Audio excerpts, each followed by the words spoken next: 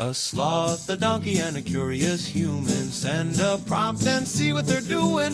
One hits record with a question on his mind. Two brothers pick it up, see what they find. Corn takes his time, Herman's got the facts. Back and forth, they never hold back. My weird prompts, come on in, that's where we begin. My weird prompts, glad you're here. This episode was generated using artificial intelligence. Please verify facts. My Weird Prompts is a community-driven initiative exploring how AI can fuel curiosity and uncover the fascinating ways our world works. GPU compute for this podcast is generously provided by Modal. Learn more at modal.com.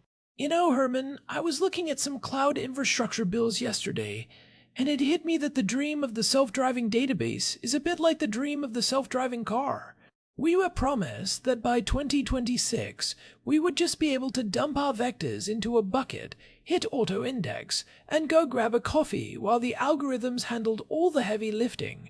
But here we are, in late March of 2026, and if you actually want to run a production-grade recommendation engine or a massive retrieval system without bankrupting the company, you still have to get your hands dirty with the configuration. Today's prompt from Daniel is about exactly that, taking us under the hood of modern vector database tuning to see what actually moves the needle on performance and cost in this post-auto-index world. It is a great time to talk about this because the landscape has shifted so much just in the last month. I am Herman Poppleberry, by the way, for anyone joining us for the first time. We have seen this massive tension lately between the ease of use offered by serverless auto-indexing platforms and the cold, hard reality of the recall per dollar metric. That is a term people are throwing around a lot more since the VectorBench 2.0 release on March 18th. It is no longer enough to just have high recall, you have to prove you are getting that recall efficiently. If you are over-provisioning memory just to maintain a 95% recall rate, you are basically burning money to hide a lack of optimization. The set it and forget it era hasn't removed the need for expertise, it has just raised the stakes. If you don't know your HNSW from your IVF, you are going to see it on your invoice. I love that phrase, recall, per dollar. It feels much more honest than just looking at raw latency.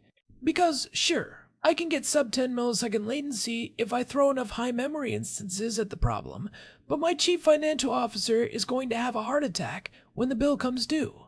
Daniel wants us to dive into the fundamentals of the vector stack as it stands today. We are looking at a world where dedicated engines like Qdrant and Milvus are fighting for space against the rise of vector-capable relational databases like Postgres. Is manual tuning dead, Herman, or is it just becoming a specialized skill for high-scale infrastructure?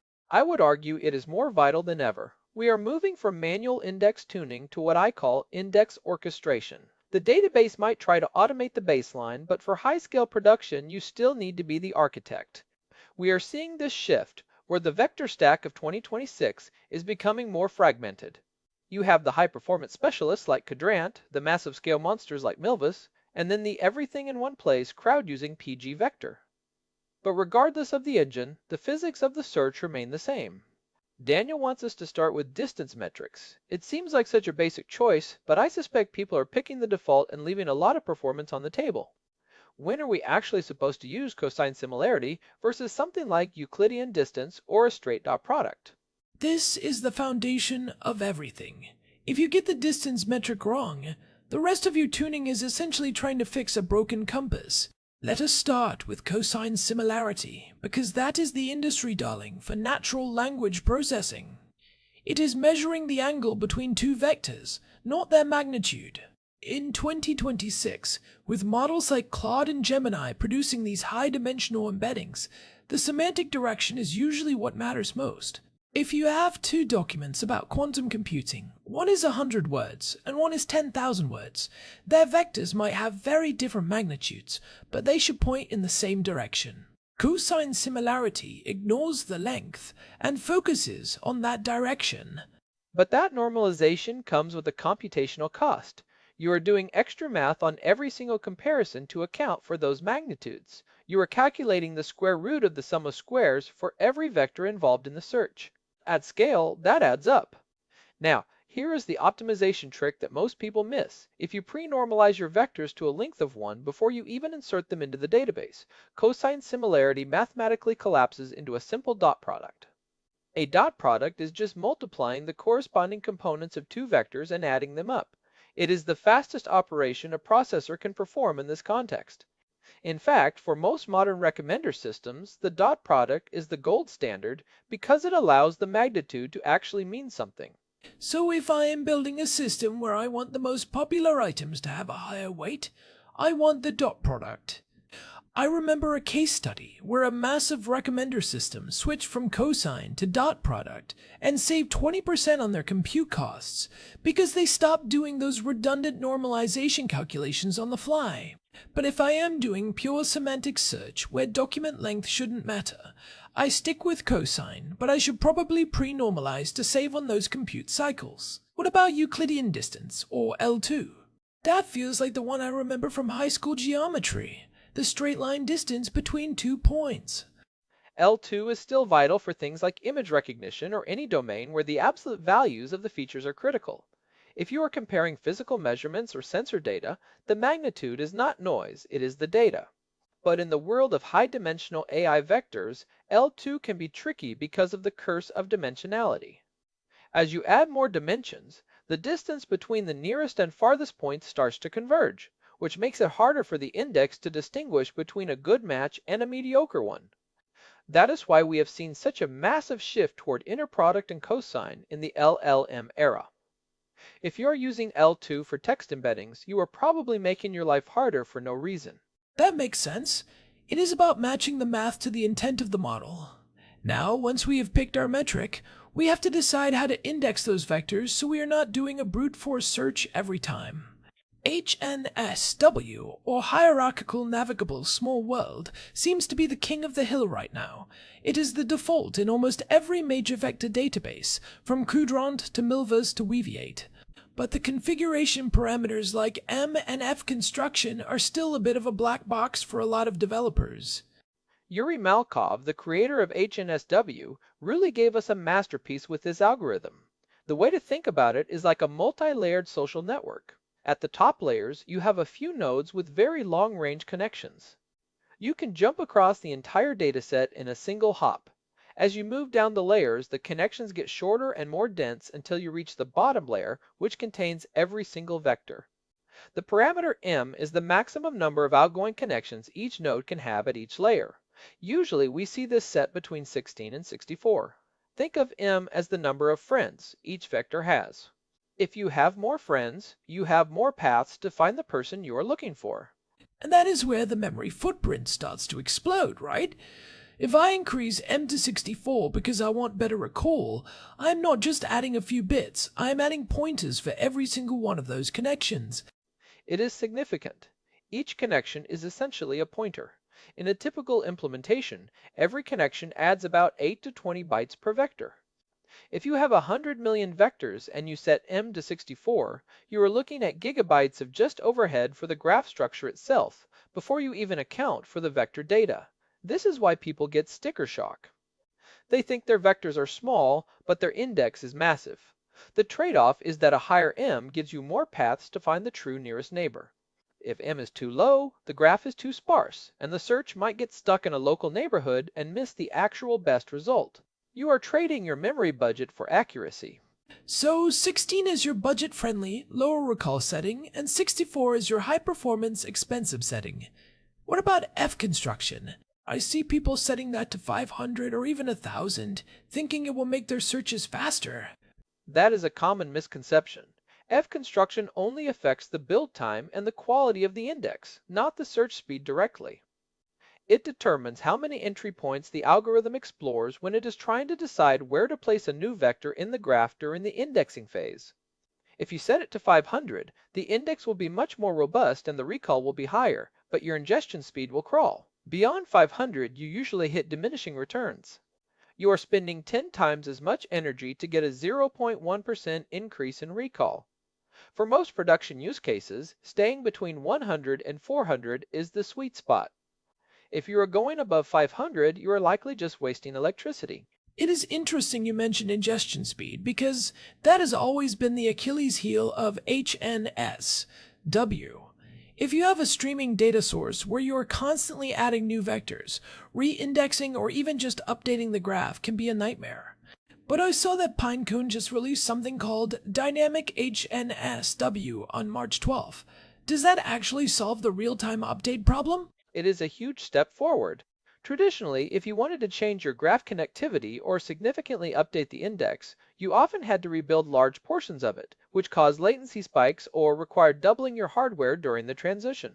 Dynamic HNSW allows for real-time adjustment of those connections without a full rebuild. It is essentially managing the graph levels more fluidly.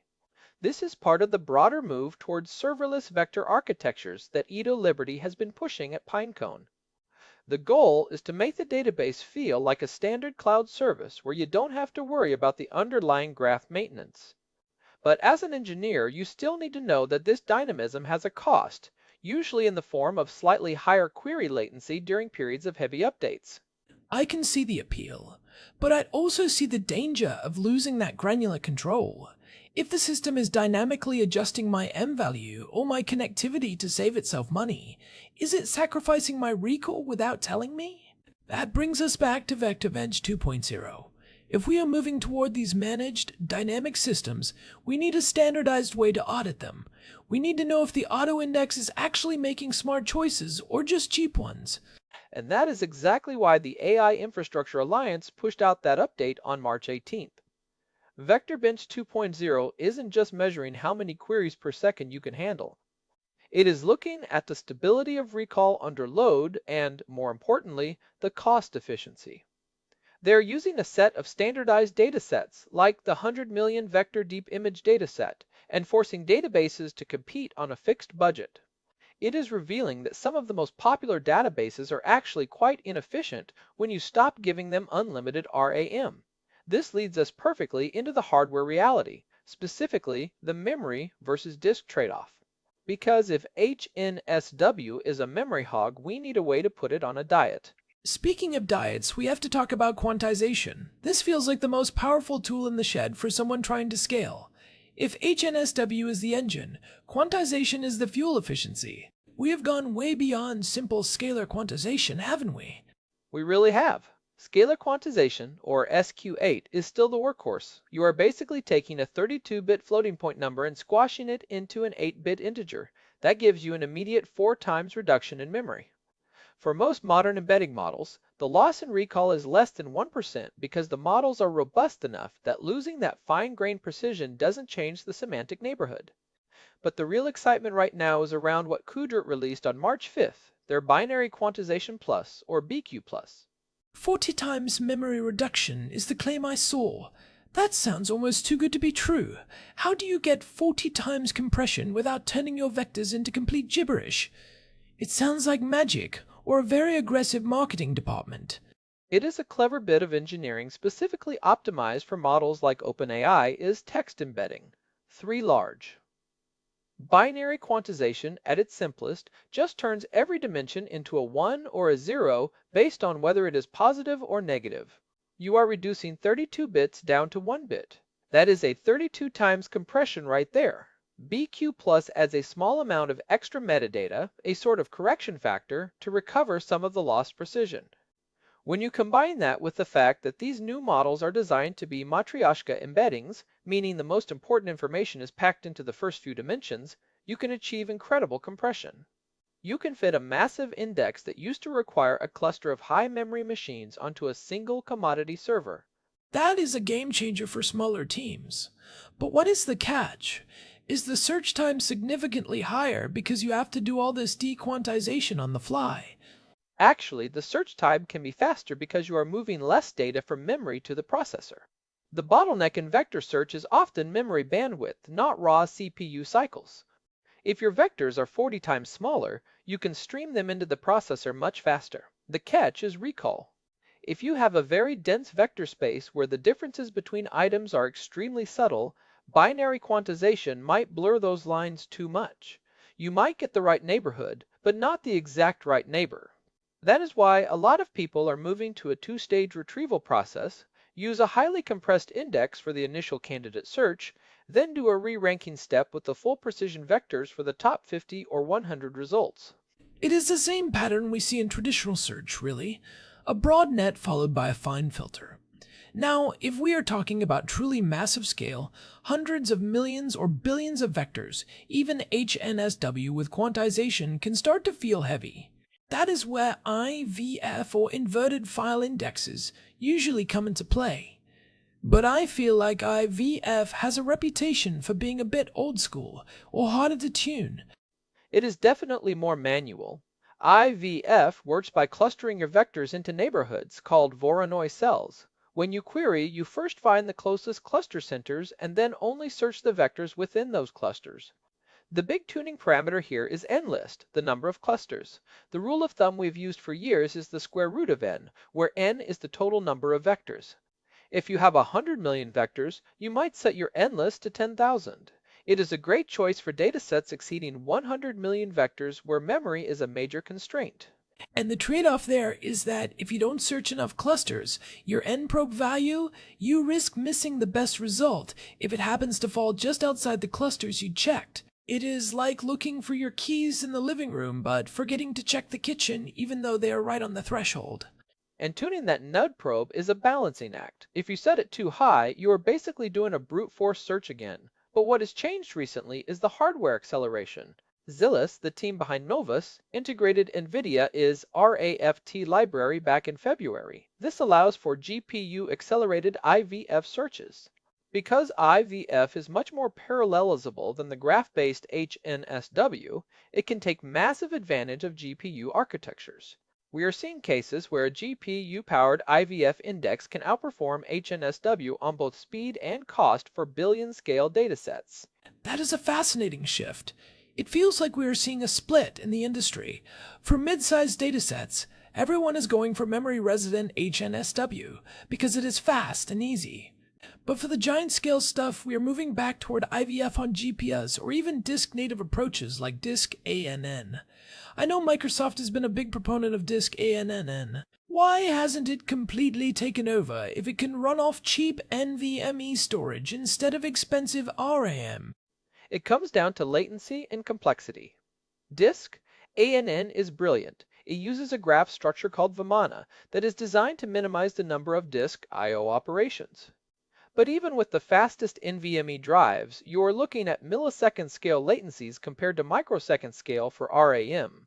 For a real-time user interface where you want that search as you type, feel, that matters. However, for background tasks like batch processing or long-term memory for an AI agent, disk ANN is the future. It allows you to store 1 billion vectors on a drive that costs a few $100s instead of a RAM array that costs tens of thousands. It is the ultimate recall per dollar play for massive archives. It is about picking the right tool for the specific latency requirements. But there is another trend I want to poke at, which is the rise of the vector-capable relational database. We have talked about PG Vector before, but the adoption numbers lately are wild. A 300% increase in enterprise adoption over the last year for a Postgres extension? That tells me people are getting tired of managing a separate database just for their vectors. We actually did a whole episode on this, episode 1212, called the Postgres Vector Revolution. The reason it is exploding is metadata. In a real production app, you are rarely doing a pure vector search. You are usually saying, find me the most similar vectors, but only for documents that were created in the last 30 days by this specific user and tagged with this specific category. In a dedicated vector database, you often have to sync that metadata from your primary database, which is a massive headache. In Postgres, it is just a join. You get ACID compliance, you get your existing backup and recovery tools, and now with the latest PG Vector updates, the performance is getting surprisingly close to dedicated engines for all but the most extreme scales. It is the killing the sprawl movement. Why have 5 databases when one can do 80% of the job? It is a compelling argument for any engineering manager. But if I am an engineer today, and I am looking at my vector stack, how do I actually start optimizing? If I'm using PG Vector or Qdrant, what is my first step to hitting those VectorBench 2.0 benchmarks? The first step is always to establish a baseline with your actual data. Don't rely on synthetic benchmarks. Use a tool like the one provided by the AI Infrastructure Alliance to measure your current recall per dollar. Then look at your distance metric. If you are using cosine similarity on non-normalized vectors, normalize them and switch to dot product. That is a free performance win. Next, look at your memory usage. If you are running out of RAM, don't just buy more. Try SQ8 quantization first. It is the safest bet with the lowest impact on recall. And if I am still hitting walls? If my bill is still too high or my search is too slow? Then you look at your HNSW parameters. Most people overtune F construction. Try dropping it to 200 and see if your recall actually suffers. You might find that you are wasting compute time for a gain that doesn't actually affect your application is quality. And finally, consider the hybrid approach. Bob von Lewiet over at Weaviate has been a huge advocate for this. Don't rely on vectors for everything. Sometimes a simple keyword search like BM25 is better for finding specific names or technical terms. Combining that with vector search gives you the best of both worlds and often allows you to use a smaller, more efficient vector index. I think that is a really important point. We get so caught up in the newness of vectors that we forget that traditional search has been solved for decades. Using them together is just smart engineering.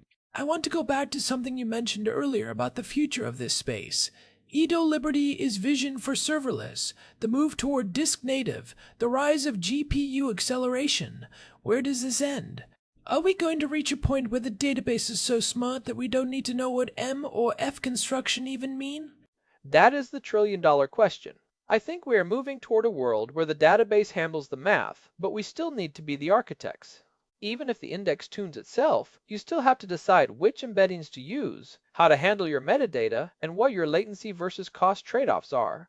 We might stop being index tuners and start being vector architects.